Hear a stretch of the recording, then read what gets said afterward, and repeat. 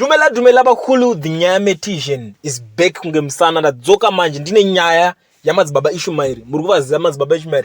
Madzibaba Ishmael vakapuwa bail vachinzi vabhadhare 1000 USD kuti vabudiswe munyaya. But panapa ndiri kuona pane imwe nyaya zvekare iri kunzi yetsunga rape kunzi madzibaba Ishmael vanenge vaizvambura tubins zvakanyanyisa. So panapa zviri kunzi madzibaba Ishmael is facing fresh charges dzekurara nevana vari between 13 and 16 years. Vese vakavazvarisa, ndo dambudziko rimwe riri kuitika panapa. Saka tikatarisa nyaya yamadzibaba Ishmael vanogona kungonzi vambobuda vatorwa vadi vanogona kunyurira ikoko kujeri sezvakamboitika kuna Gumburura the late unozoti akazongonofira ikoko.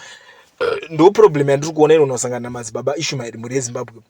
But inini the Nyaya Tizhen ndangoya nenyaya panapa kuti ndionesane nemi mugare muchiziva zvinhu zviri kuitika mukatipoti country kanaka kanenge kachingonzi nevamwe shape yeZimbabwe inotanga zamu. Ndo nyaya yandaiva nayo panapa ndikuonesei kuti madzibaba Ishmael vari kunzi zvoni vari kusangana nedzimwe mhosva zvekare. Hamana kunobudika kujeri uku. Meno.